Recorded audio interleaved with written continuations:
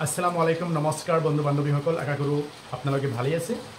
আজি আপোনালোকৰ কাৰণে আৰু এটা নতুন ভিডিঅ' লৈ আহিছোঁ আজিৰ ভিডিঅ'টোৰ বিষয়বস্তু হৈছে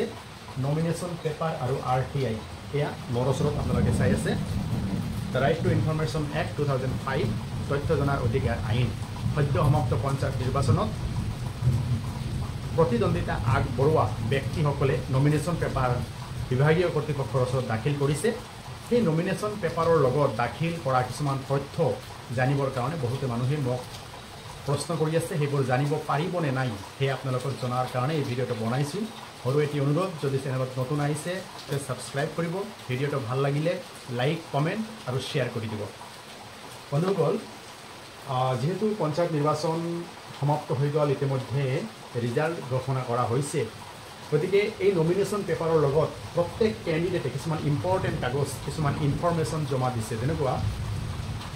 নাম্বাৰ 1 এডুকেশ্যনেল কোৱালিফিকেশ্যন এটা কিন্তু খুবেই দৰকাৰী বহুতে অভিযোগ উত্থাপন কৰিছে যে জনপ্ৰতিনিধিজন স্কুলত যোৱা নাই কিন্তু তেখেতে মেট্ৰিক পাছ চাৰ্টিফিকেট সংগ্ৰহ কৰি জমা দিছে এতিয়া প্ৰশ্ন হৈছে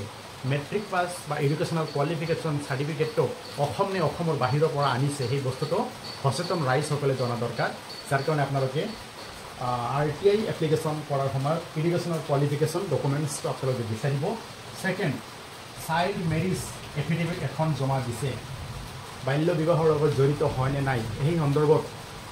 নিৰ্বাচিত প্ৰতিনিধিজনে এটা শপতনামা এফিডেভিট দাখিল কৰিছিল সেই এফিডেভিটটো আপোনালোকে সংগ্ৰহ কৰিব লাগিব number 3 number of children affidavit গতিকে নিৰ্বাচিত জনপ্ৰতিনিধিজনৰ সন্তানৰ সংখ্যা কেইজন দুজন বা তাতকৈ অধিক এই কথাখিনি এটা এফিডেভিট আকাৰে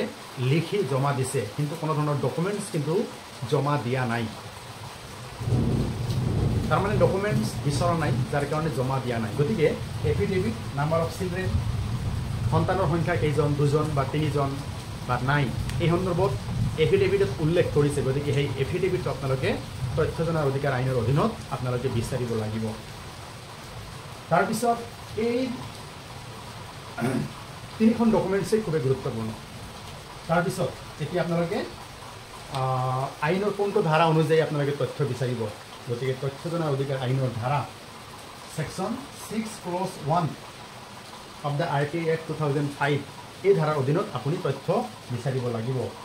এতিয়া আপুনি RTI এপ্লিকেশ্যনখন ক'ত জমা দিব কোনটো অফিচত নাম্বাৰ 1 যেটো অফিচত নমিনেশ্যন পেপাৰখিনি জমা আছে সেইটো অফিচত আপুনি RTI কৰিব পাৰে as for example block development অফিচত কৰিব পাৰে অথবা জিলা পৰিষদ অফিচত কৰিব পাৰে অথবা ডিষ্ট্ৰিক্ট কমিশ্যনাৰ অথবা SDO সাব ডিভিজনেল অফিচাৰৰ তাতে আপোনালোকে এপ্লিকেশ্যন কৰিব পাৰে এপ্লিকেশ্যনখন আপোনালোকে কেনেকৈ লিখিব আপোনালোকে বিষয় দিব লাগিব তথ্য জনাৰ অধিকাৰ আইনৰ অধীনত তথ্য বিচাৰি আবেদন তাৰপিছত বাকিখিনি এপ্লিকেশ্যন আকাৰে লিখি দিব এপ্লিকেশ্যনৰ লগত আপোনালোকে 10 টকাৰ IPO ইণ্ডিয়ান পোষ্টেল অৰ্ডাৰ অথবা কোৰ্ট ফি 10 টকাৰ কোৰ্ট ফি আপোনালোকে জমা দিলে আপোনালোকৰ তাতে সিগনেচাৰ কৰি এপ্লিকেশ্যনত সিগনেচাৰ কৰি জমা দিব আপুনি তথ্য ঘৰতে বহি পাব আৰু এডুকেশ্যনেল কোৱালিফিকেশ্যন চাৰ্টিফিকেট সেইবোৰ আপুনি উলিয়াই ছেকশ্যন 2 সাব ক্লজ J অনুযায়ী ছেকশ্যন 2 সাব ক্লজ J অনুযায়ী হেতু আপুনি ভেৰিফাই বা ইনস্পেকশন কৰিব পাৰে section 2 sub clause J right to information inspection of what documents records যেটো এডুকেশ্যনেল কোৱালিফিকেশ্যন চাৰ্টিফিকেটখন আপুনি পালে তথ্য জনাৰ অধিকাৰ আইনৰ অধীনত সেই চাৰ্টিফিকেটখন কোনটো অফিচৰ পৰা আহিছে কোনটো ষ্টেটৰ পৰা আহিছে কোনটো বৰ্ডৰ পৰা আহিছে সেইটো আপুনি ছেকশ্যন 2 সাব ক্লজ J অনুযায়ী আপুনি ইনস্পেকশন অথবা ভেৰিফাই কৰি ল'ব পাৰে যদি এই তিনিটা ডকুমেণ্টছত আপোনাৰ যদি সন্দেহ উপজিছে তেতিয়াহ'লে আপুনি বিভাগীয় কৰ্তৃপক্ষৰ ওচৰত আপুনি অভিযোগ দাখিল কৰি নিৰ্বাচিত জনপ্ৰতিনিধিৰ বিৰুদ্ধে বিহিত ব্যৱস্থা ল'ব পাৰে আৰু এটি অনুৰোধ মই পঞ্চায়ত আইন সন্দৰ্ভত এখন কিতাপ লিখিছোঁ এই কিতাপখন আপোনালোকে ডাক সেৱাৰ জৰিয়তে সংগ্ৰহ কৰিব পাৰিব কিতাপখনৰ দাম হৈছে 100 টকা কিন্তু আপোনালোকক এতিয়া 50% মই ডিসকাউণ্টত দিছোঁ কিতাপখনৰ দাম মাত্ৰ 50 টকা আপোনালোকে মানে